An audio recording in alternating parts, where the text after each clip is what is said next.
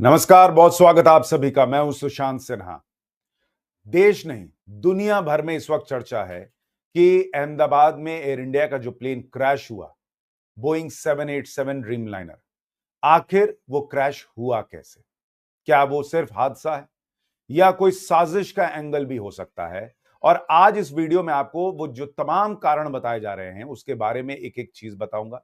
साथ ही ये भी बताऊंगा कि क्या जब प्लेन टेक ऑफ कर रहा था उस वक्त कुछ ऐसा हुआ था, उस वीडियो में कुछ ऐसा है जो आज आप देखेंगे तो आपको पता चलेगा कि आखिर ये प्लेन क्यों गिरा है।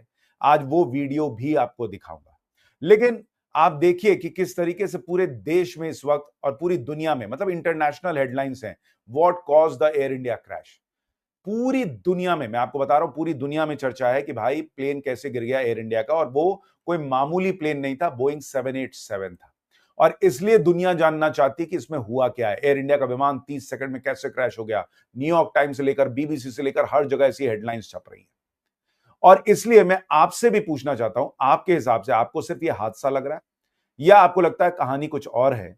कमेंट करके जरूर बताइएगा, क्योंकि सोशल मीडिया पे बहुत सारी थ्योरीज चल रही हैं। कुछ लोगों को वो गुरपतवंत सिंह पन्नू का वो पुरानी धमकी पिछले साल वाली याद आ रही है, जिसमें उसने एयर इंडिया के विमान को लेकर धमकी दी थी। कुछ लोग उसके वीडियो डाल रहे हैं कि क्या ये भी हो सकता है। मुझे नहीं लगता इसकी इतनी औकात और इसकी इतनी हैसियत है कि ऐसा कर सकता है, तो इसलिए इसको तो इग्नोर ही करें। दूसरा, कुछ लोग ऐसे भी डाल रहे हैं कुछ पोस्ट कि भाई you get the biggest attack that India will ever see on its soil is currently being planned in Afghanistan, और लोग लिख रहे हैं पोस्टिंग विदाउट एनी कमेंट्स। तो सोशल मीडिया से लेकर हर जगह इस तरह की थ्योरीज की भी चर्चा चल रही है कि सब कुछ सामान्य नहीं था क्या, कोई साजिश भी हो सकती है क्या। और इसलिए इस पूरे मामले में जांच बहुत अहम हो जाती है। अभी तक साजिश का कोई एंगल दिखा नहीं है, यह मैं स्पष्ट कर दूं। लेकिन साजिश की थ्योरी क्यों लोगों के मन में आ रही है? क्या बात हो सकती है? क्या सब कुछ सामान्य था तो प्लेन उड़ते ही 30 सेकंड में कैसे गिर सकता है? ऐसे बहुत से प्रश्न हैं। और अब जो एक वीडियो सामने आया है जिसके बारे में मैं आज आपको विस्तार से बताऊंगा, इस फोटो को आप देखिए, ये उसका क्लियर शॉट कहा जा रहा है। अभी तक जो आप वीडियोस देख रहे हैं वो मोटे तौर पर वो वीडियो है जिसमें कि आपको प्लेन को उड़ता हुआ दिखाया गया और फिर वो क्रैश हुआ है, लेकिन वो किसी स्क्रीन से रिकॉर्ड किया है। आज मैं आपको दिखाता हूं वो जो ओरिजिनल वीडियो था जिसमें आपको धमाके की आवाज भी सुनाई देगी। इसको एक बार देखिए। फिर इस वीडियो में बहुत कुछ ऐसा है जो आज आपको जानना चाहिए, फिर उसके बारे में डिटेल से बताऊंगा। पहले जरा इस वीडियो को देखिए एक बार।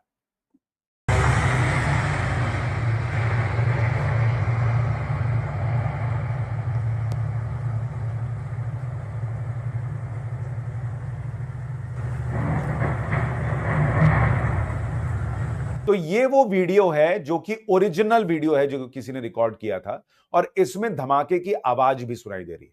लेकिन उसके अलावा भी कुछ है जो आज आपको देखना चाहिए, जिसके बारे में आगे बात करूंगा। लेकिन आप इस मामले की गंभीरता को समझिए कि खुद प्रधानमंत्री नरेंद्र मोदी अहमदाबाद पहुंचे हैं और उन्होंने इस पूरे घटनाक्रम का जायजा लिया कि हुआ क्या है। उनको एक एक डिटेल समझाई गई है, बताई गई। गृह मंत्री अमित शाह तो कल पहुंचे थे। लेकिन अब मैं आता हूं कि अलग अलग थ्योरीज क्या चल रही हैं और इस वीडियो में है क्या जो मैं आपको बताना चाहता हूं। देखिए, कुछ लोग कह रहे हैं, चर्चाएं जो चल रही हैं, जो सवाल उठ रहे हैं कि क्या फ्यूल कंटेमिनेशन हो गया था।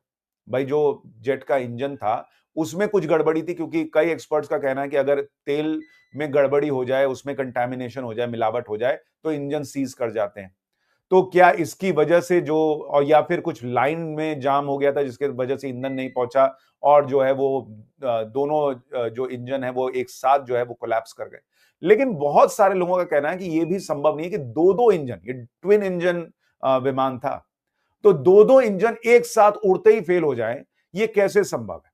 दूसरी एक बड़ी बात जो कही जा रही है कि भाई गाड़ी जब हम चलाते हैं तो हम क्या करते हैं, हम एक्सीलरेटर दबाते हैं, गाड़ी आगे बढ़ती है। प्लेन के लिए कहा जाता है कि पायलट क्या करता है कि पूरा थ्रस्ट दे के रखता है और ब्रेक पर से धीरे धीरे पैर हटाता है। तो इससे दो चीजें होती है, पूरा थ्रस्ट दे दिया तो आपको पता चल रहा है कि दोनों इंजन काम कर रहे हैं नहीं कर रहे हैं। और जब आप ब्रेक से पैर हटाते हैं, और सोचिए ब्रेक कितना स्ट्रांग रहता है कि पूरा आपने पावर दे रखा है इंजन को, लेकिन ब्रेक उसको रोक के रखता है। तो जैसे आप ब्रेक से पैर हटाते हैं वो उड़ना शुरू होता है। तो दोनों चीजें चेक हो जाती है। तो जब ये चेक हुआ तो 30 सेकंड में प्लेन कैसे गिर गया, ये बड़ा सवाल है। उसके बाद कुछ लोग कह रहे हैं कि भाई दूषित ईंधन का दूषित होना, पाइपलाइन में रुकावट होना, ये एक वजह हो सकती है। लेकिन अभी तक कहा जा रहा है कि जो प्लेन को उड़ता हुआ देखा गया उसमें डबल इंजन फेलियर का कोई ठोस प्रमाण कुछ लोगों को नहीं दिख रहा है, कुछ लोगों को दिख भी रहा है। लेकिन इतना जरूर कहा जा रहा है कि ये दुर्लभ नहीं, बहुत ही दुर्लभ, रेयरेस्ट ऑफ रेयर का बाप मामला है अगर दोनों इंजन एक साथ फेल कर गए। पर अगर एक साथ फेल किए तो किए कैसे, ये सवाल है। कुछ थ्योरी चल रही है हीट कंसिडरेशन, कि भाई गर्मी थी इस वजह से हो सकता है, और विमान चूंकि बहुत बड़ा था, भारी था, तो गर्मी ऐसे होने पर कई बार क्या होता है, इतना सारा ईंधन भरा हुआ है, लोग उसमें भरे हुए हैं, उनका सामान भरा हुआ है, प्लेन जो है वो टेक ऑफ नहीं कर पाया। और कहा जा रहा है कि कल 100 डिग्री फ़ारेनहाइट यानी करीब 37-38 डिग्री अहमदाबाद में टेम्परेचर था। लेकिन सवाल है कि यही टेम्परेचर तो बाकी विमानों के लिए था, और देश के अलग अलग हिस्सों में जो ड्रीम लाइनर उड़ता है वो इतने 37-38 डिग्री तो भारत के लिए कोई बहुत बड़ी बात नहीं है।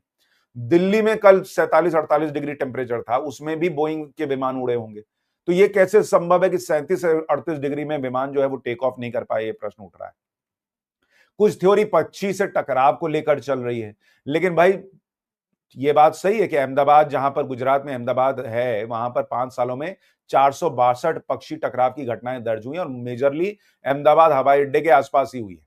लेकिन प्लेन से अगर पक्षी भी टकराएगा तो कुछ धुआं तो निकलेगा, कुछ तो होगा, एकदम टकराया और प्लेन गिर गया, वो भी इतना बड़ा प्लेन, ये कैसे संभव है?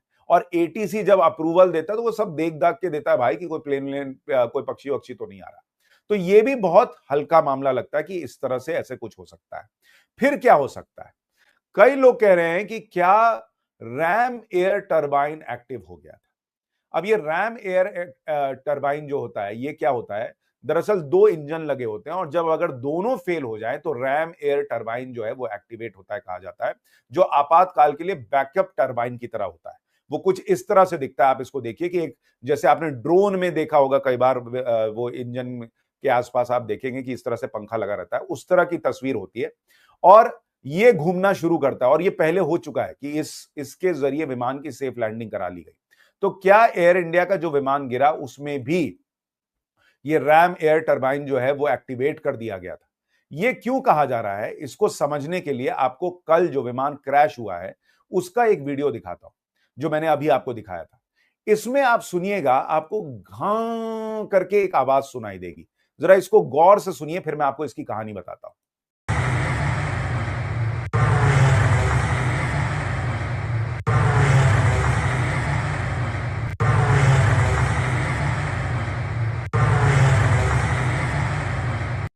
तो आपने ध्यान दिया, ये अजीब सी घों करके आवाज जो है वो सुनाई दे रही है। ये आवाज, कहा जा रहा है कि जब दोनों इंजन फेल हो जाते हैं और आप जब ये सिस्टम एक्टिवेट करते हैं, जिसमें कि भाई आप रैम एयर टरबाइन को चलाते हैं कि उसके जरिए विमान को जो है वो लैंड कराया जा सके, तब इस तरह की आवाज आती है। तो क्या दोनों इंजन ही फेल हो गए थे और इसलिए मे डे चिल्ला रहा था पायलट, और उसने जो है ये रैम एयर टरबाइन खोल दिया था? क्योंकि इस तरह की घटनाएं पहले भी हुई हैं। एक जापान एयरलाइन का विमान इसी तरह की आवाज के साथ लैंड हुआ था, और उसमें भी रैम एयर टरबाइन खुला हुआ था। जरा आपको वो वीडियो दिखाता हूं, इसमें भी गौर कीजिए कैसे वो टरबाइन खुला दिख रहा है, और उसमें भी सेम ऐसी ही आवाज लगभग सुनाई देगी। जरा इसको एक बार गौर करके देखिए।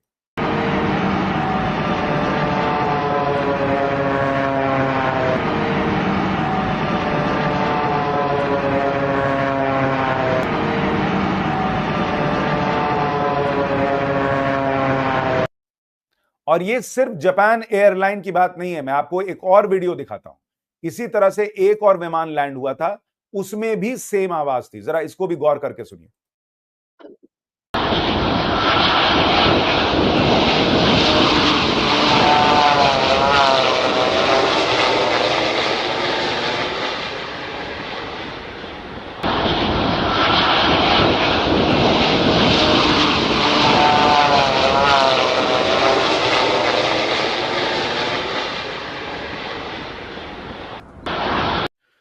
गौर किया आपने? यानी आवाज जो है उसको लेकर सवाल उठ रहा है कि क्या वाकई में रैम एयर टरबाइन खोलने की नौबत आ गई थी। लेकिन उससे भी बड़ा प्रश्न ये है कि ये हुआ या नहीं हुआ, अभी जांच में पता चल जाएगा, क्योंकि अमेरिका की जो एक्सपर्ट एजेंसी है वो भी कह रही है हम जांच में सहयोग करने को तैयार हैं। भारत ने ऑलरेडी जांच के आदेश दे दिए हैं। तो 30 सेकंड में दोनों इंजन फेल कैसे हो गए, और अगर रैम एयर टरबाइन खोलने की नौबत आ गई थी तो ये कैसे हुआ, ये बहुत बड़ा प्रश्न है। इसी में पूरी कहानी छुपी है, और जब ब्लैक बॉक्स मिलेगा तब कहा जा रहा है कि बहुत सारी जानकारी मिल सकती है, क्योंकि बोइंग 787 कोई मामूली विमान नहीं है। इसमें बहुत सारी डेटा रिकॉर्ड होती है और जब पायलट उड़ा रहा होगा विमान को, तब जब वो बातचीत करते हैं, ये चेक हुआ नहीं हुआ वगैरह वगैरह, उसको ब्लैक बॉक्स में जरूर रिकॉर्ड हुआ होगा और उससे पता चलेगा कि आखिर 30 सेकंड में हो क्या गया। कई लोग कह रहे हैं कि भाई एक कारण जो है वो ये भी हो सकता है कि जो उसके फ्लैप्स थे वो पूरी तरह से नहीं खुले थे प्लेन के।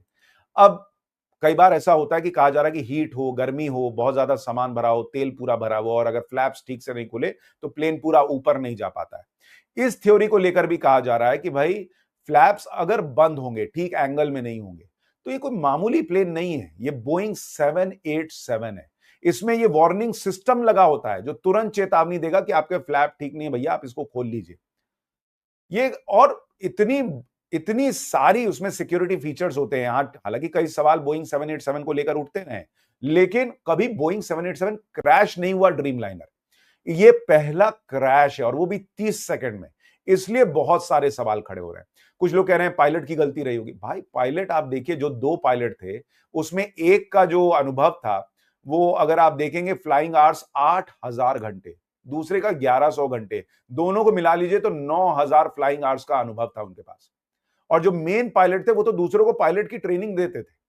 तो ये कैसे संभव है कि उन्होंने सब चेक किया? आप प्लेन में जब घुसते हैं और जब आप प्लेन में जगह देख रहे होते हैं, सामान रख रहे होते हैं, आपने देखा होगा कि पायलट बैठ के अपना काम कर रहे होते हैं।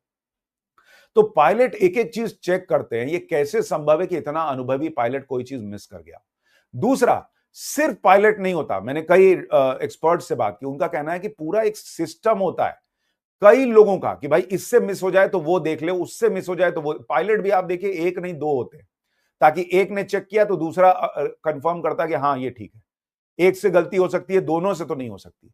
उसके बाद बाहर पूरा स्टाफ होता है जो एक-एक चीज देखता है कि कहीं कोई तेल तो नहीं टपक रहा, कुछ तो नहीं हो रहा। एटीसी एक-एक चीज को देखता है कि हाँ पूरा विमान पूरा जो स्काई है वो साफ है कि नहीं, आसमान साफ है कि नहीं, कोई पक्षी तो नहीं उड़ रहा साथ। इतने सारे लोग इतनी बड़ी गलती कैसे कर सकते हैं कि 30 सेकंड में ही पूरा प्लेन कोलैप्स कर जाए?